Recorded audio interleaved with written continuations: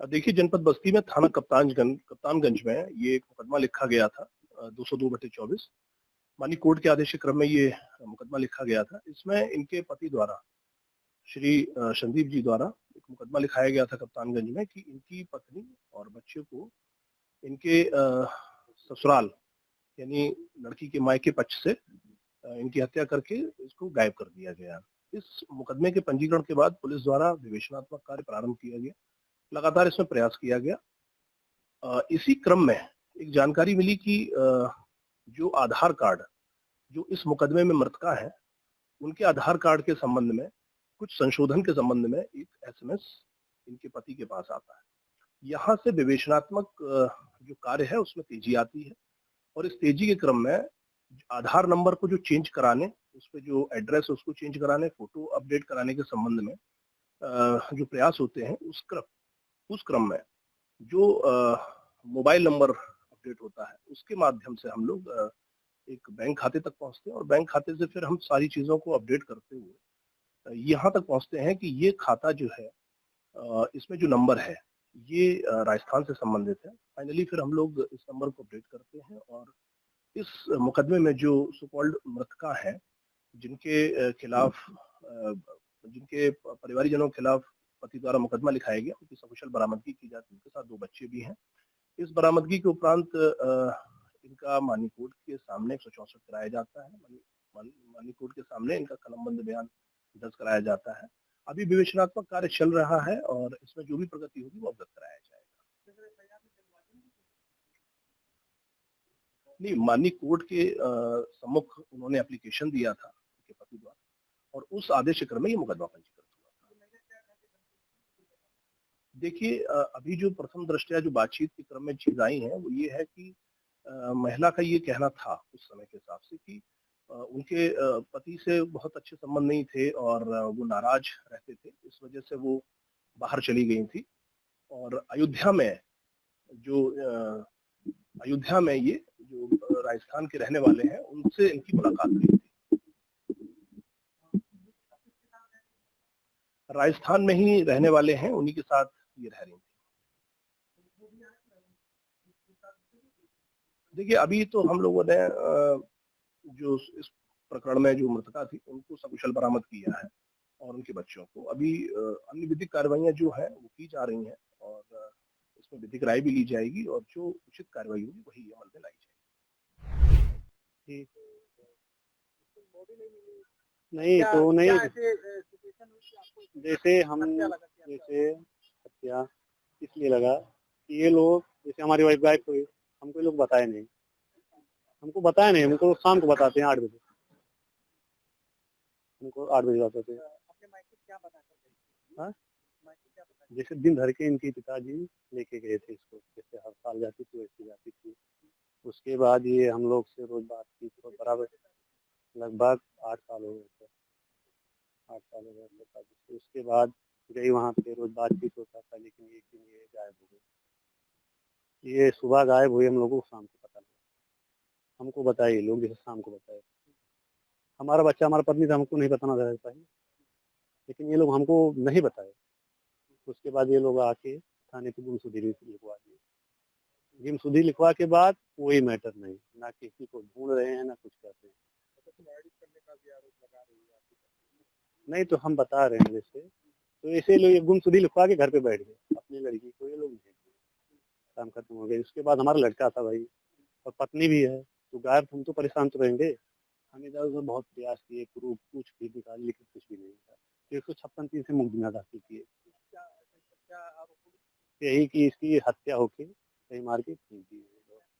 जैसे ये लोग, जैसे हमारे बूढ़ा, फिर वो चाची की लड़की एक है, और लड़की है एक, इनकी सहेली के हस्बैंड है, इन लोगों को। तो हम सर वहाँ पे जैसे वकील किए, मैटर बनवा के दाखिल कराए। उसके बाद यहाँ से ये लोग रिपोर्ट लगा दिए थाने पे। जैसे जब थाने पे रिपोर्ट लगाते हैं तभी वहाँ पे सुनवाई होती है कि लड़की मर गई है, यहाँ पे सुनवाई हो जैसे लगा दिए। उसके बाद वहाँ पे जज तुरंत आदेश कर दिया 302 का इन लोगों के ऊपर। जैसे हमारे ससुर के ऊपर और बूढ़ा के ऊपर और दहेज, उसके बाद चाची की एक लड़की थी, उसको एक अशोक मौर्य था। जैसे ये लोग हमको सपना था अशोक मौर्य, जैसे ये इससे ज़्यादा बात करता था, बहुत ज़्यादा। और चाची की लड़की थी, इसकी मोबाइल से बहुत बात करती थी, लेकिन वो पूछने पे कुछ बताती नहीं।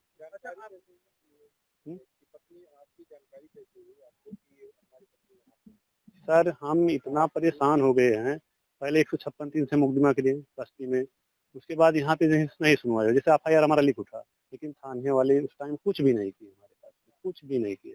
उसके बाद हम हाई कोर्ट चले गए थे तुरंत, वहाँ पे 1 साल मुकदमा लड़े, वहाँ से फिर ज़्यादा रिजल्ट नहीं निकला। उसके बाद हम इतना इसको ढूंढे, जैसे आधार कोई प्रूफ नहीं मिला। उसके बाद एक आधार चांस था कि जैसे ये आधार चेंज करेगी तुरंत हमको पता लग जाएगा। हम रोज आधार चेक कराते थे हर हफ्ते में, जैसे अक्टूबर का महीना 4 अक्टूबर को चेक कराया, पता लगा इसका आधार चेंज हो गया, इसका फोटो और मोबाइल नंबर हमारा था तो दूसरे का लग गया। बस हमको शक हो गया कि अब जिंदी है सर, तो हम एसओ साहब को आके बताए कि सर हमारी औरत जिंदी है, इसको पता लगाइए। तो ये आज के 4 महीना पहले अक्टूबर महीने में हम पुलिस को आके बताएं कि सर हमारी औरत जिंदी है, उसको अब ढूंढ लाइए। जैसे आधार नंबर जो था इसका, हमारा नंबर चढ़ा था आधार पे हमारा, इसके बाद जैसे ये आधार इनका चेंज हुआ, दूसरा नंबर चढ़ गया और इसका फोटो भी चेंज हुआ। जैसे हम लेके आए अपना सर, दिन रात करके हम इतना लेके आए इसको, हम अपने बच्चे के लिए लाए। हमारा बच्चा का जैसे भविष्य खराब है, पुलिस भी गई थी, जैसे पुलिस बहुत मदद की है सर, बिना पुलिस के हम लोग कुछ नहीं कर पाएंगे सर। लेकिन ये जान लीजिए सर, हमें बच्चा चाहिए, उसको कैसे भरोसा है जब 10 साल रह के नहीं भरोसा है, 10 दिन पे कौन भरोसा करेगा सर। दिन रात ये लोग अपने लड़की की कभी ढूंढे नहीं। हाँ तो विजय है ना, लेकिन हमारी देन है कि विजय है। हमारा सिद्धांत था कि हम अपनी औरत और लड़के को लाएंगे, चाहे जहाँ से लाएंगे। हाँ हम लाए थे, हमको पता था सर बाद में कि जिंदी है, क्योंकि हमारा अनुभव नहीं कर रहा था कि ये मरी है। लेकिन उस टाइम FIR दर्ज हो गया तो क्या करेंगे, कुछ भी हो नहीं सकता। लेकिन सर हम एप्लीकेशन एक से एक डाला करते थे, हरदम, हर महीने, हर हफ्ते, कहीं हाई कोर्ट से, कहीं यहाँ कोर्ट से। हाँ सर, हमारा बच्चा नहीं है। नहीं सर, उसका कैसे हम भरोसा करें, कोई भरोसा है? तो 10 साल नहीं भरोसा है तो इसको कैसे भरोसा हम कर लें इसको। सर हमें यहाँ दिक्कत है, हम नहीं रहना चाहते हैं।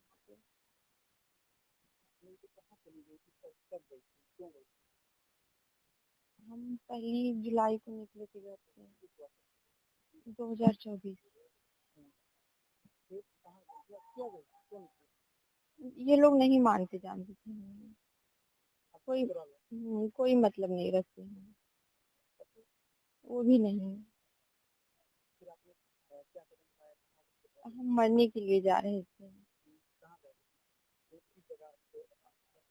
कप्तानगंज में गए थे तो नहीं हुआ तो सीधे हम अयोध्या चले गए जी। फिर उसके बाद में हम गाड़ी के नीचे जा रहे थे, वहाँ सब लोगों ने हमें बचा लिया। उसके बाद में एक आदमी मिला हमें राजस्थान का, वो हमें अपने घर लेकर गया जी। आपकी शादी कहाँ से कब हुई, पूरा बताइए, कब हुई शादी, कहाँ से हुई, ससुराल कहाँ है? ससुराल पिकौरा है, मायका पिलखाए है। 2024 को आप यहाँ चली गई तो कहाँ वो दूसरा राजस्थान का आदमी मिला, वो कहाँ मिला? राजस्थान में। अयोध्या में मिला? हाँ अयोध्या में। तो वो आपको राजस्थान लगता है? हाँ राजस्थान में। तो फिर आप लोग साथ में रहे? हाँ। शादी की क्या? Court marriage. क्या नाम है? मंगल चंद्र। तो आपको उसने पूछा नहीं कि आप कौन हो, अब तो अपना घर छोड़ के आ गए हो, पति? पूछे सब बताए हैं, बोले हम नहीं रहना चाहते जी। बच्चों भी समझता? हाँ। पहले हस्बैंड के कितने बच्चे? एक जी। और उससे कितने? एक। आपको ये नहीं पता चला बाद में कि आपकी हत्या का भैया का पिता के दर्द होगा? नहीं, यहाँ आने पे सब कुछ पता चला। कब यहाँ आता?